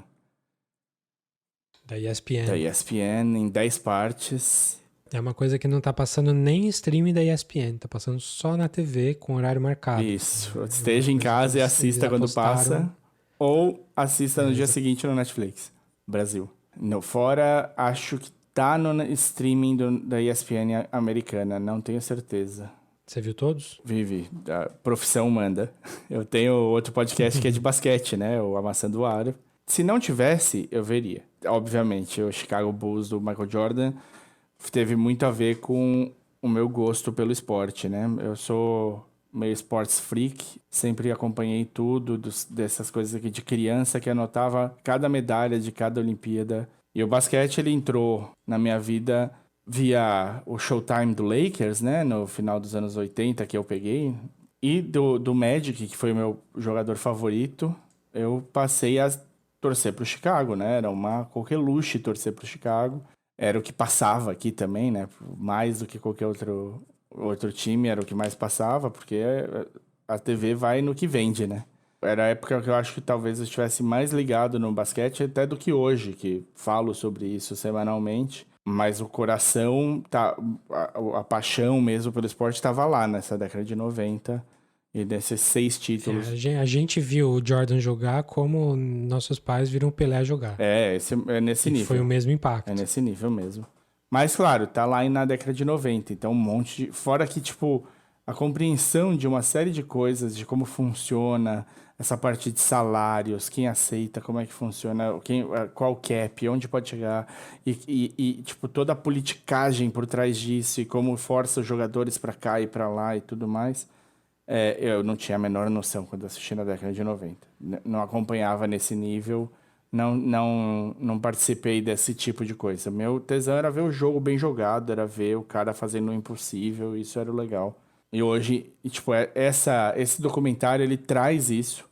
Ele traz o que o Jordan representou e como foi, o que ele é hoje em dia, ao mesmo tempo que ele traz todo esse outro lado que eu não tinha muito contato, Então, uma série de rivalidadezinhas, umas coisas que tinham acontecido, que ficaram para trás. E você tem o Jordan falando hoje em dia sobre essas coisas que aconteceram antes. A ideia é que, depois de ganhar 5 títulos com o Chicago Bulls, o dono do Chicago queria fazer uma reformulação geral. Mas ele sabia que... Como é que você tira o Jordan do time, cara? Não tira o Jordan do time assim, entendeu? E o Jordan falou, olha, se não for para jogar com o Phil Jackson de técnico, não for para ter o Pippen, não for pra... eu não quero jogar. Então o cara meio que fez um último ano, um contrato de 1 ano para todo mundo, sabe? Um negócio meio largado, assim. O Pippen, na real, tinha o pior contrato da história, ainda pro nível de jogador que ele era, mas o resto, ele falou, esse vai ser o último ano do Phil Jackson aqui no time, e é isso. Então, o Phil Jackson chamou esse último ano de The Last Dance. E o documentário, ele acompanha o último ano do Chicago sendo campeão, em paralelo com voltas pro Michael Jordan na faculdade, o Michael Jordan sendo draftado, o Michael Jordan nos primeiros anos, quando que entra o Scott Pippen, quando que entra e por que entra, e o que acha, e como é que pensa. Então, tipo, é um ano que, na verdade, é uma década de histórias. Então, é bem legal, é muito bem feito. A ESPN tem um conhecimento extensivo de como fazer documentário de esportes. Quem acompanhou o 30 for 30 da ESPN sabe quanto que os caras manjam do assunto. E assim, esse era um documentário que eu acho que estava entre os mais esperados, justamente pelo que você falou. A gente viu, quem viu o Michael Jordan jogando teve o mesmo tipo de impacto que os nossos pais tiveram com ver o Pelé jogando. Então, é um documentário que era aquele necessário de ser feito. Ainda mais que, diferente do Pelé, era uma época em que você gravava muito mais, você documentava muito mais as coisas. Então, Tinha jogo ao vivo, né? A gente podia ver ao vivo aqui. sim. Então vale a pena, eu acho que, tipo, são 10 episódios e vai te pôr direto naquela época, assim. Tipo, ele começa e você já se sente naquele período, é muito bom. É muito bom, vale muito a pena. Eu tava esperando, até pela ESPN, eu tava esperando um documentário tipo do O.J. Simpson lá, o O.J. Simpson Made in America. Made in America. Que foi a ESPN também fez, também 10 episódios, também sobre esse período aí dos anos 80, 90, e que concorreu ao Oscar como documentário. Eu não sei se eu falei aqui na época, acho que eu falei, que é maravilhoso. Eu acho que a gente não tinha podcast na época. Mas é maravilhoso, são 10 episódios que você entende os anos 90 naquele pedaço ali, na parte de política e de crítica social e tal. Sim. É que na mesma época, quer dizer, um pouquinho depois, saiu o American Crime Story, que era também do O.J. Simpson, que é o Cuba, dramatizado. É o Cuba sim. Gooding Jr. fazendo o O.J. Como eu tinha visto Made in America, eu não quis ver dramatizado, porque o documentário é tão bom, mas tão bom mesmo, que achei que não precisava. Mas enfim, quando eu ouvi que ia sair esse Last Dance, eu tava empolgado, achando que ia ser um esquema desse. Mas aí eu vi gente criticando um pouco, dizendo que é muito chapa branca. É um pouco chapa branca, mas o que foi bom é que tá praticamente todo mundo vivo. Eu falei praticamente porque eu não tenho certeza. Todo mundo se pronunciou sobre o documentário. A cada episódio, toda semana, você tinha alguma treta rolando, porque alguém que viveu aquela época tava contestando, falando que não era isso, que não era assim. O próprio Scott Pippen falou merda. O Isaiah Thomas apareceu pesadíssimo no começo nos 2 primeiros episódios, o Isaiah, desceu o pau já. Então, assim... Então, aí você meio que tira a credibilidade do negócio, né? Fica menos interessante de assistir. Então, é o que você sente, como ele vai muito pro Jordan sempre, você sente que é tipo o Jordan contando uma história, mais do que o resto, assim. Então, quando tem esse debate, você entende que são as outras visões, né? Quando as pessoas vão lá, é uma coisa, tipo... é muito falado como o Detroit batia, né? Era um time meio briguento, meio difícil de você... Era aquela coisa de você tomar uma cotovelada no garrafão o tempo todo e tal. Tinha essa neura. E tinha essa história, né? E aí, claro que o pessoal do Detroit não vai aceitar isso de mão dada. Tipo, vai falar, não, a gente era cuzão mesmo. Nós éramos bad boys, pau no cu... Então, vamos bater em todo mundo mesmo, foda-se. Não, tipo, os caras tinham uma outra visão, outro jeito de encarar. Então é muito... Esse debate que nasce por causa disso, assim. Então, eu não achei... Eu acho que, assim, o documentário é muito bom, é muito legal. Não deve concorrer ao Oscar, que nem foi o Made in America. Mas eu não achei que o debate que gerou tirou do documentário. Eu acho que ele acrescenta. É bom que tenha tido esse debate depois, assim. Ah, legal. Então chama The Last Dance, é da ESPN, mas está no Netflix brasileiro inteirinho. Isso. 10 episódios. 10 episódios. Beleza. Agora eu quero falar de alguns filmes que estavam para sair no cinema e acabaram não podendo sair no cinema e acabaram indo para streaming. Tem uma sequenciazinha aqui de filmes que entraram nessa. E o primeiro deles é meio que o exemplo que dão quando falam do estrago que a pandemia fez logo no começo. Que é um filme que você já mencionou aqui antes de ter visto, que é chamado The Hunt. Sim. Filme dirigido por um cara chamado Craig Zobel e escrito por um cara qualquer aí chamado Damon Lindelof Fez uma outra coisa. e Nick Cuse. É filho do Carlton ou não? Ele é filho do Carlton Cuse. Ó.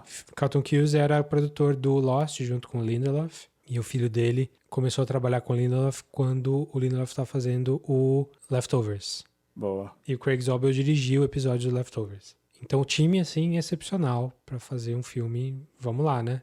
E aí o filme é mais ou menos... Você chegou a assistir, não? Que eu lembro que você falou na época. Não cheguei a assistir, não. Eu não sei onde tá passando. Não vi. Tá onde? Ah, tá passando No streaming do Torrent Torrent? mais próximo. Tá. Não vi, É. não vi. Mas o filme é uma sátira. Ele não é uma comédia escrachada, mas ele é uma crítica social e é aquele negócio, é a crítica social foda, meu, sabe? Aquela coisa do cara que quer falar da crítica social. Ele vai fazer um filme em que cada elemento representa uma coisa. E não é que o filme é ruim, ele não é ruim. Ele é um pouco confuso, eu achei. Compara ele com o A ideia do Bacurau um filme- pouco. Muito, assim, e sempre pior. O Bacurau é sempre melhor. Entendi. A ideia do The Hunt é... A protagonista é a Betty Gilpin, que falei do Nerdjack agora há pouco, ela também fez Nerdjack. A ideia é que eles pegam um grupo de right-wingers, assim, pessoal que votou no Trump, basicamente. Caipira, racista, não sei o quê. Pegam esses caras e jogam num lugar para esses caras serem caçados. E é isso. Os caras, você tá seguindo a protagonista, que é uma dessas pessoas. E eles acordam ali num lugar e de repente pega esse monte de arma aqui e começa a matança. Então é bem heightened reality, né? Aquela realidade que é impossível de existir, mas está calcada em algumas ideias da nossa sociedade. Então vai falar da ideia do racista, mas vai falar do cara que quer punir o racista. Por que você tá querendo punir? Você não tá sendo pior que o cara. É um filme com bastante gore, bastante violência, bem gráfico mesmo. Ele chega a ser um pouco misery porn em alguns momentos, assim, misery porn não, torture porn, no sentido em que você tem que gostar de algumas mortes. Aí eu consigo ver uma linha inteligente no filme, mas às vezes essa linha vira pra estupidez em alguns momentos. Eu achei um filme tenta ser esperto um pouco demais. E aí ele se perde em alguns pontos. Não sei se ele quer dizer alguma coisa que ficou muito clara. Assim, eu sei que ele quer dizer alguma coisa, mas eu não sei exatamente o quê. Eu entendi que ficou... Muita gente reclamou que a crítica que o filme queria fazer não ficou clara. Essa era a principal... E o Lindelof meio... Não é nem que é difícil de dizer o que ele quer dizer. É que eu acho que a ideia não é muito boa. Assim, vamos falar como os liberais, democratas e progressistas também podem ser os filhos da putas. E beleza, totalmente a favor de explorar essa ideia. Mas eu não achei que foi bem explorado. Mas é um filme interessante, é um filme... se você gosta de violência, assim, é legal de ver, é engraçado. O pessoal tá querendo colocar ele como um símbolo de como que o pessoal progressista tá perdendo a mão, assim. O pessoal mais à direita tá gostando de bater nesse filme. Mas o pessoal à esquerda também tá batendo no filme, então... Isso não ganhou com ninguém. Pois é, tem gente que gosta do filme, mas a maioria das pessoas tá... Você consegue... fica meio com o pé atrás. Pra quem você indica? Cara, eu não indico pra alguém conservador. Tá. Porque provavelmente o conservadorzão bolsonarista trampista vai, além de não entender, vai achar pior, assim, vai mal entender, mais mal entendido ainda. Entendi. Eu recomendo pra quem tá em busca da tal autocrítica da esquerda, talvez. Pode ser. Que eu acho que esse é o alvo do filme, esse é o público-alvo do Ele filme. tem momentos de ação, tem uma caçada interessante, ou essa parte é tosca? Não, o filme inteiro é ação. Tá. O filme inteiro é ela escapando e sendo mais inteligente. Dá do que as pra pessoas desligar que o estão cérebro caçando e ela. ver como pipoca só também. Não precisa ver como uma crítica social foda, cara. Mas é que ele é tão crítica social foda, cara, que acho difícil não ver. Entendi. Porque ele é muito explícito nisso. Entendi. Não dá pra fugir. E falando nisso, falando em crítica social foda, cara, já que eu falei num filme meia boca, nesse sentido, eu vou falar de um filme que é abertamente ruim nesse sentido. Que é um filme espanhol, que tá no Netflix, que quando ele saiu, ele fez um barulhinho aí, que eu vi muita gente falando, mas durou tipo 3 dias, depois ninguém mais, eu não ouvi falar, ninguém mais ouvindo falar, eu não ouvi mais ninguém ouvindo falar. Nossa, tá Socorro. difícil. Eu não ouvi mais ninguém falando dele. Boa. Que em português o filme chama-se A Plataforma. A plataforma. É totalmente crítica social foda, cara. Quando eles lançaram o filme, era só isso que se falava desse filme. O filme é um filme espanhol, o título original é El Hoyo, que é o poço, o fosso, né? E você chegou a assistir, não? Não assisti porque a crítica me fez ficar de longe já, assim. Como todo mundo tava falando, você precisa ver, porque vai fazer você entender. Eu falei, eu vi lá, você pega a comida que cai do buraco de cima, né? É meio que isso. E aí você sobe na vida subindo pro buraco de cima. Boa. Se o The Hunt era uma coisa bem explícita, esse aqui é, assim... Escrachado de absolutamente explícito. Nossa, assim, se você não entendeu esse filme, você tem algum problema, porque ele é muito aberto no que ele tá querendo dizer. E, assim, a princípio não tem problema com isso, mas ele é muito... Apesar do fosso ser muito fundo, ele é um puta de um filme raso pra caralho. Gostou da minha crítica social foda agora? Muito bom. Mas deixa eu falar da ideia do filme aqui. A ideia é um cara... Ele não acorda no lugar, ele escolhe estar no lugar, mas, enfim, as pessoas acordam num lugar, numa prisão, em que é uma cela pequena, assim, é uma sala, com você e mais uma pessoa, e no meio tem um buraco que você não consegue ver o fim embaixo, você não consegue ver o fim em cima. E você acorda e tem um número na parede, para você saber o andar que você tá. E ninguém fala com você, é só você e essa pessoa que você não conhece. E uma vez por dia desce um mega banquete, assim, uma mesa gigante com um super banquete de comida das mais bem preparadas possíveis, das coisas melhores, mais sofisticadas possíveis. E essa mesa vai descendo do primeiro andar, e aí a pessoa ela desce no seu andar e você tem ali, sei lá, 30 segundos para comer o que você quiser. O quanto você quiser, do jeito que você quiser. 30 segundos depois, a plataforma desce e vai para o andar de baixo. E a pessoa de baixo vai comer o que sobrou. E aí, assim sucessivamente, você não sabe quantos andares tem abaixo de você. Então, e a ideia é esse cara indo descobrindo como é que funciona esse esquema e descobrindo todas as alegorias possíveis de classe social, de como que as pessoas de cima não ligam para as pessoas de baixo. E o filme é só isso, o tempo todo.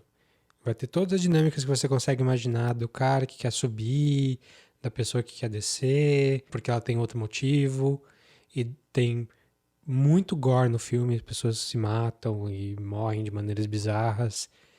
E você pode matar um ao outro ali, o seu companheiro, ninguém vai fazer nada. Sei que dura tantos dias ali, não lembro quantos dias, e aí você acorda em outro andar. E é meio aleatório. E o filme é isso o tempo todo. Pra piorar, ele tem um final que joga fora todas as ideias que ele tentou construir no começo e tenta fazer uma coisa, um gacha no final, assim, um ahá, que não diz nada. O final é realmente a pior parte, e não é porque ele tenta fazer as coisas diferentes, é porque ele faz ruim, ele faz mal. O que ele quer fazer, ele faz mal. Esse filme me lembrou muito um curta do Denis Villeneuve, antes dele fazer os filmes mais famosos dele, é um curta chamado Next Floor, que tá no YouTube. Eu vou colocar o link aí.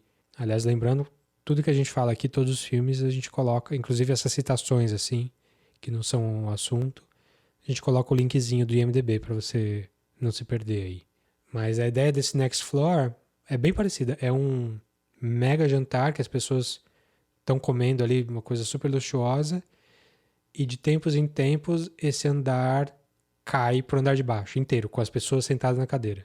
E aí as pessoas continuam comendo o resto, as coisas vão ficando piores e piores e piores. Esse curta tem 11 minutos e ele é muito mais profundo, e não é tão profundo assim, mas é muito mais profundo do que o filme de 1h30 ali, A Plataforma. Não recomendo, não. Minha tia veio falando, nossa, vê pra me falar o que você achou. E eu não tive coragem de voltar a falar pra ela que eu odiei o filme que ela gostou. Mas se você quiser encarar, A Plataforma tá no Netflix. 2 não dicas, é isso? The Hunt, 2 não A dicas. Caçada e A Plataforma. O The Hunt eu ainda recomendo um pouquinho pra você, sei lá, pelo Zeitgeist. Já que tem pouco filme desse ano, vê o The Hunt aí, se você gosta de violência e crítica social foda, meu. A Plataforma, só se você tiver curiosidade mórbida. Gostar de sofrer. É. Bom, eu vou fechar aqui então, do meu lado, com uma coisa que engloba várias outras coisas. Saiu uma notícia aí que rolou um leilão pesado para comprar uma propriedade novíssima, uma propriedade criada durante a pandemia. É um site do YouTube, um canal do YouTube que chama Some Good News e é do John Krasinski. Então você procura Some Good News, John Krasinski no YouTube e vai aparecer ali. São 8 episódios que tem. É super fofinho. Ele conseguiu fazer coisas muito, muito legais.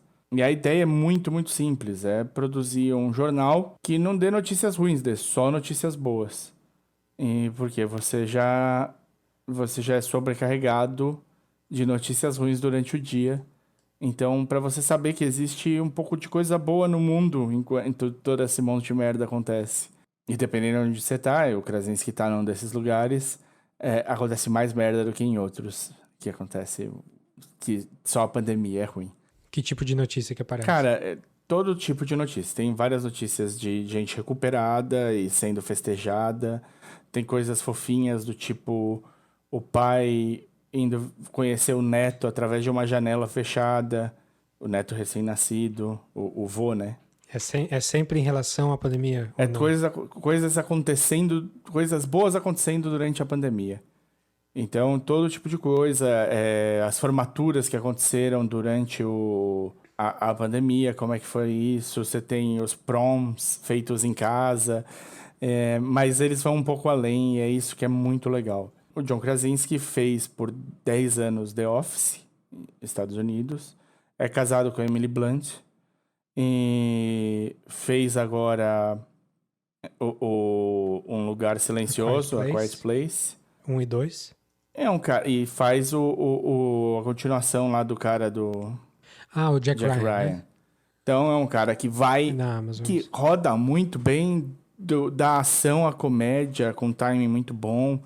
Além de parecer um cara super fofinho, do bem, gente boa, interessado e tal. E casado com a Emily Blunt, que também já fez tudo que você pode imaginar. É a Mary Poppins atual, ela tá lá no Diabo Veste Prada, ela tá em 30 mil coisas que você viu. Então, juntos eles... Ela tá no Looper, cara, só isso. Ela tá no Looper. Tá bom já. Só os dois, eles têm contato com o mundo. Então, tem um episódio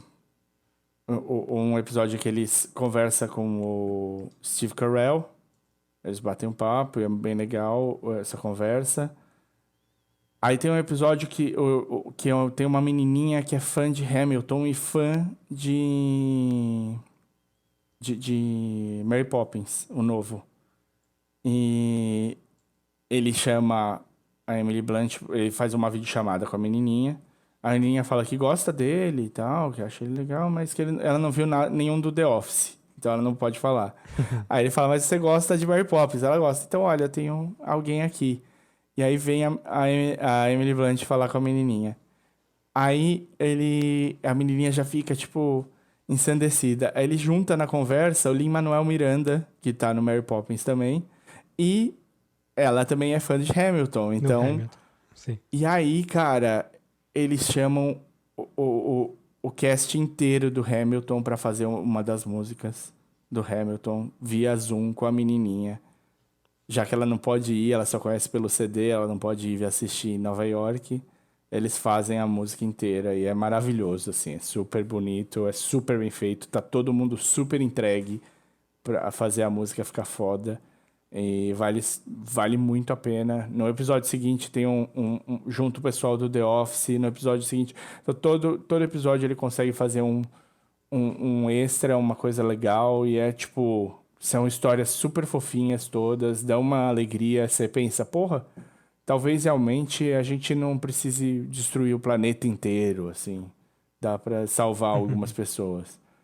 E aí o que eu ia fazer, né, juntar numa coisa só, o esforço dessas coisas que seriam ao vivo ou quase ao vivo, mas que é a produção diária, o esforço que elas estão fazendo para continuar produzindo durante a pandemia, né? Tipo, eu falei aqui do The Voice, do American Idol, American Idol e The Voice acabaram, foi super mais curto do que seria normalmente, mas conseguiram fazer até a finale. E você tem os diários, né? O Jimmy Fallon tá aí, o Jimmy Kimmel, o James Corbin, o Trevor... Teve o SNL também. O Trevor Noah, o SNL tem dois já e estão indo pro terceiro, feito em casa.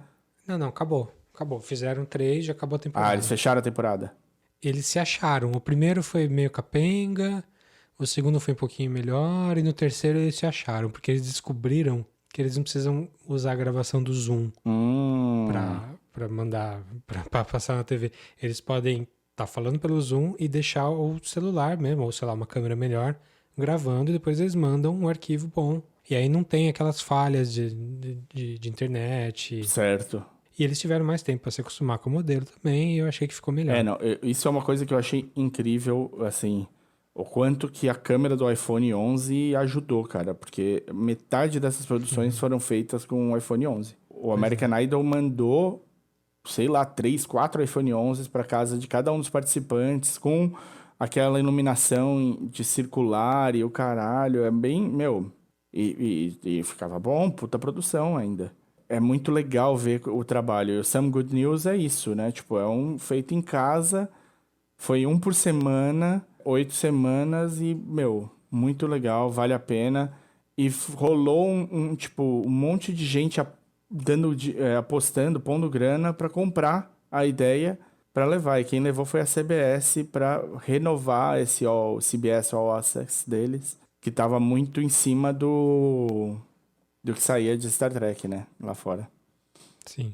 Então, Some Good News e geralzão, coisas feitas na pandemia de casa.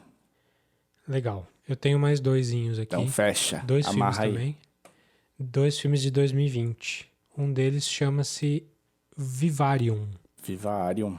E é um filme com o Jesse Eisenberg e a Imogen Poots, que tem o nome mais bizarro do universo, né? E não tem nada a ver com o nome E dela. eu sempre falei Potts. Ah, mas sei lá, às vezes é tipo Door, não sei. Não lembro se eu ouvi ela falando. Também não lembro. Mas eu já ouvi gente falando Imogen Poots, então se não for, Putz, desculpa. Aê! Muito bem, eles dois já fizeram um filme no mesmo ano. Esse filme é de 2019, mas saiu só em 2020. E no mesmo ano eles fizeram juntos o The Art of Self-Defense, que eu já falei aqui, que também não é grande coisa. Você viu, também não achou grande coisa? Não achei grande certo? coisa. É muito on the nose, assim, né? É um clube da luta. Quero ser clube da luta sem a sutileza. Que fez o clube da luta. Que você acha que o clube da luta é sutil. Pois é. Mas enfim, eles repetiram a parceria aí num filme que tem características parecidas, assim. Ele é um filme muito explícito. Tá rolando um padrão aí, né?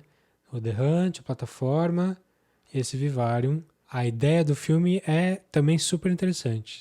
É um casal jovem, de namorados. E ela é professora de criancinhas e ele é jardineiro da escola. E eles estão na Inglaterra. Ele é americano, ela é inglesa. E eles na volta pra casa um dia, eles moram juntos, na volta pra casa um dia eles resolvem parar no lugar que tá mostrando um novo empreendimento imobiliário. Estavam pensando em comprar uma casa. E eles vão lá e é um lugar, um cara super estranho atende eles e acaba convencendo eles a ir e ver o lugar, que era nem perto nem longe, é bem just right. E se você avesso a qualquer tipo de spoiler, inclusive de premissa, sei lá, passa uns minutinhos aí, vai pro próximo, no seu timecode aí da descrição do episódio. Mas a premissa é que eles vão pra esse lugar e aí não conseguem mais sair. E aí o filme vira um Twilight Zone, assim. E ele é muito um episódio de Twilight Zone. Tem a crítica social ali do que é da sociedade, o que é ter uma família, o que é viver num lugar padronizado, industrial. Ele podia ser um episódio de Twilight Zone, inclusive ele podia ter só meia hora, mas ele tem 1h30. E aí que é o problema, porque não é que ele é mal feito, não é nem que o texto é ruim, mas ele não diz nada depois da primeira meia hora. Quando você saca o que tá acontecendo, não tem nada Não tem mais profundidade que nenhuma. acrescente ali.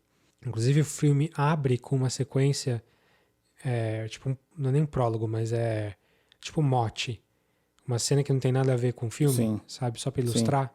E é tão na cara, mas tão na cara, que explica o filme inteiro ali, que dá um pouquinho de raiva, assim. Mas ele é um filme, ele tem uma direção de arte bem interessante, bem tons pastel, assim.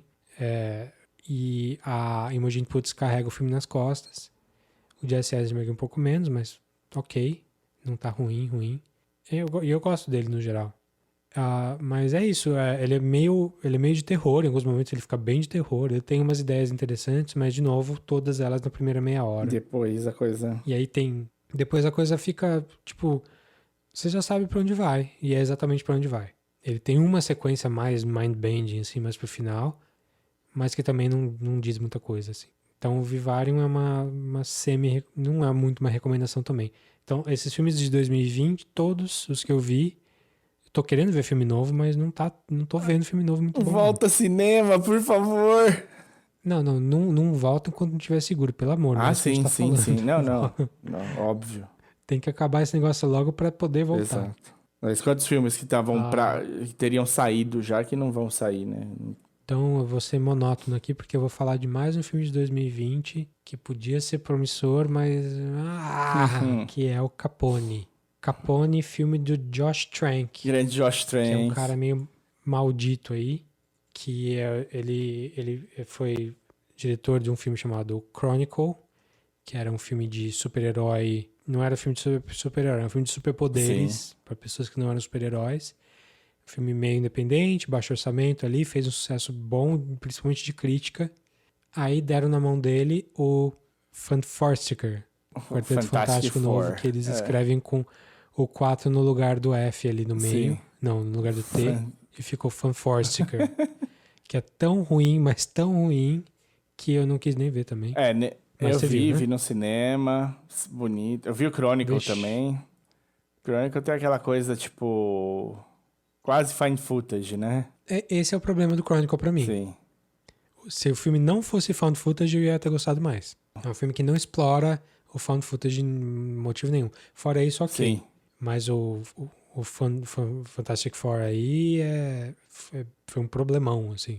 A produção foi ruim, a crítica foi péssima quando saiu, e o Josh Trank não parecia ser um cara muito bem cotado, assim, depois disso. Ele virou uma persona não grata, né, um pouco. O Fantastic Four é bem fraquinho, tem uns erros muito claros, assim, que daria pra mexer. O cast é bom, bastante gente legal.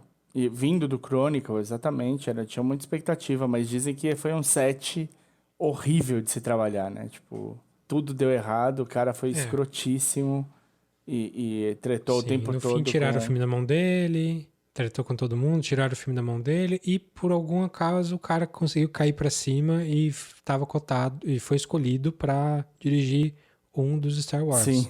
Uma dos B, tipo Rogue One da vida. E no fim não rolou. Acho que ele foi quicado justamente porque tava nessa nuvem de merda que ele tinha feito no Fantastic Four aí, e acabou ficando fora do ar.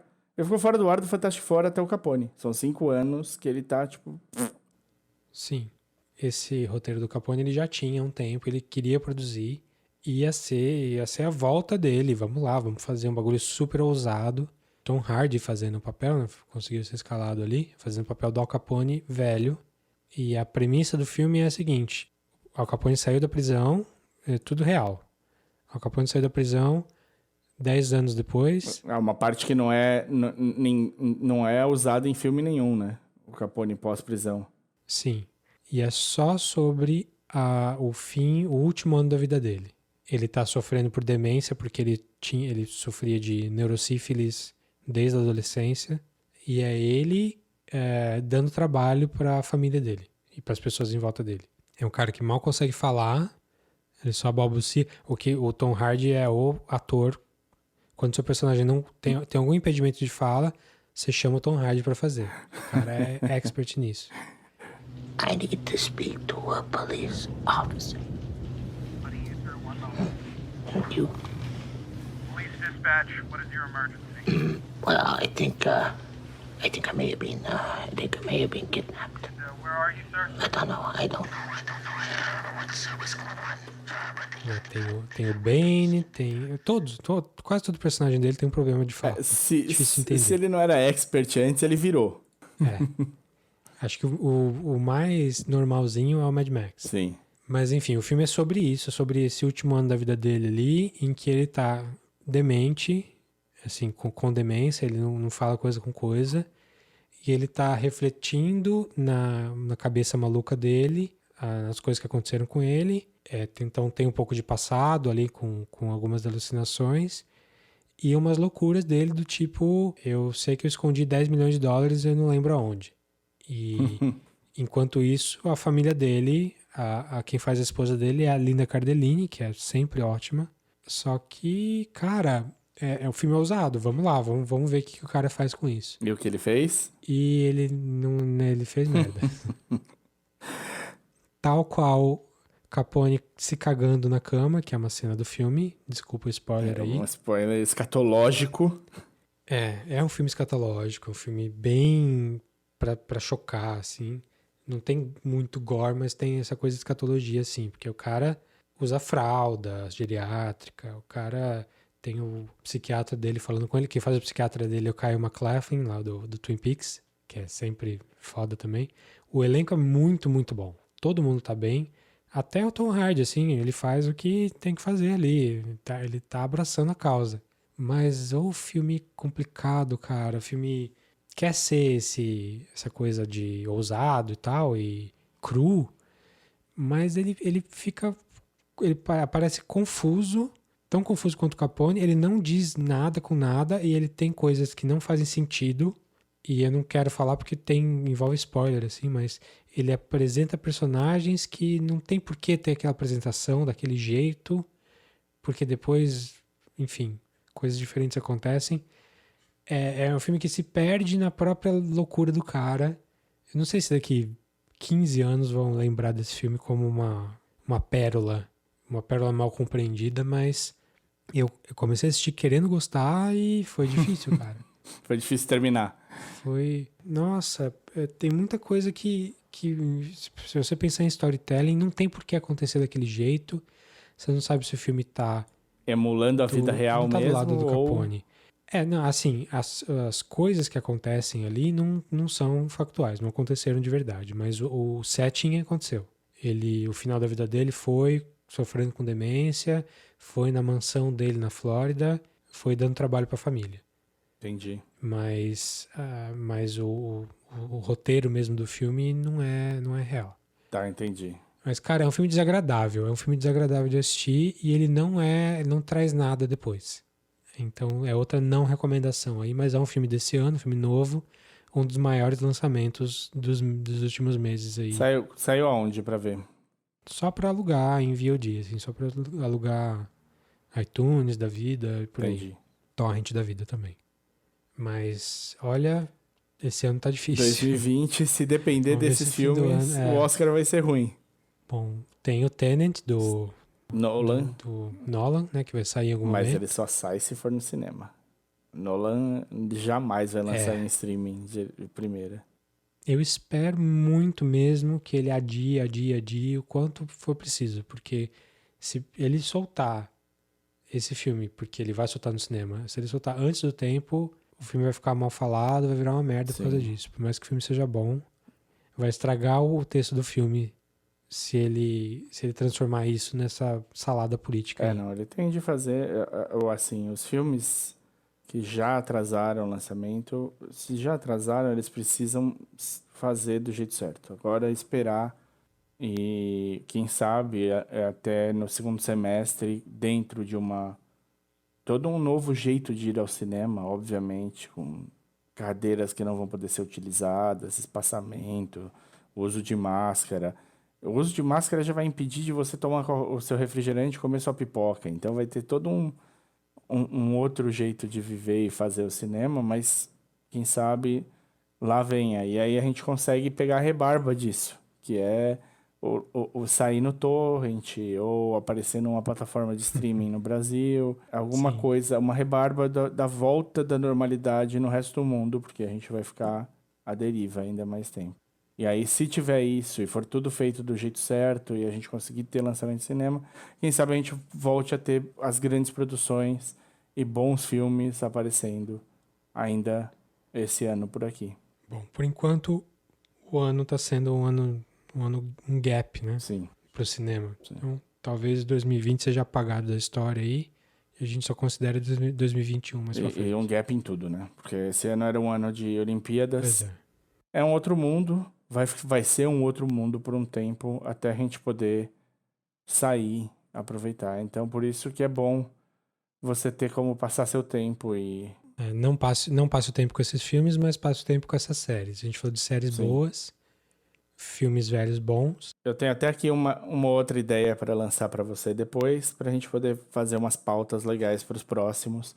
A gente vai continuar tentando levar para vocês ideias legais, coisas diferentes e boas opções para vocês aproveitarem e tentar tirar um pouco o peso desse tempo que a gente está vivendo.